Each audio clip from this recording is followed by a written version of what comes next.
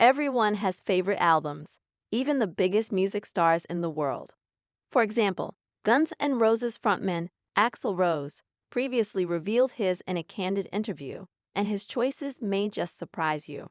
The rock star, now 63, has been the band's sole constant member since they hit the scene in 1985. With his distinctive and strong, wide-ranging voice, Rose has actually been dubbed one of the greatest singers of all time by various outlets such as Rolling Stone, NME, and Billboard.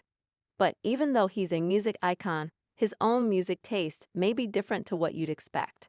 Fans have chatted about his musical influences on social media site Quora, as they questioned who may have inspired the rock star over the years. But when it comes to his favorites, he actually revealed this himself. When opening up about his taste in music in the past, Rose proved he has quite varied preferences. Talking to Rolling Stone, he admitted there was a time he became infatuated with Queen, saying, "Whenever their newest record would come out and have all these other kinds of music on it, at first I'd only like this song or that song. But after a period of time listening to it, it would open my mind up to so many different styles. I really appreciate them for that. That's something I've always wanted to be able to achieve. It's important to show people all forms of music, basically try to give people a broader point of view." When it comes to his favorites, 3 albums appear to stand out. Here's what he listed as his most cherished. Something/Anything is the 3rd album by American musician Todd Rundgren, and it was released back in February 1972.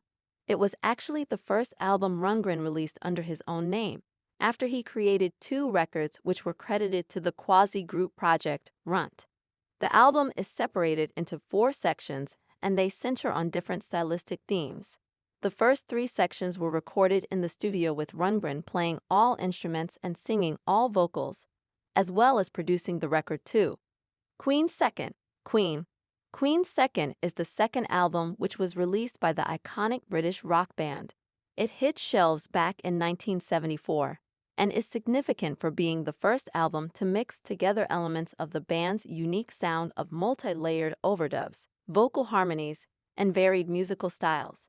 It's often described as the heaviest Queen album, and it signified the end of the first phase of the band's career. Tracks mix a heavy rock sound with art rock and progressive rock elements, which is perhaps why it's been hailed as a pillar of grandiose, assaultive hard rock by the Rock and Roll Hall of Fame. Original bass guitarist Glenn Matlock departed during this time, and even though he's credited as a co-writer on all but 2 of the album's songs, he only ever played bass and sang backing vocals on one track called Anarchy in the UK. The band continued to record with new bass player, Sid Vicious. By the time it was released, the band were already quite controversial, as they'd been seen swearing on live TV, and they were even fired from 2 record labels. In some parts of Britain, they were also banned from performing live. Nonetheless, many may regard it as one of the greatest albums ever produced.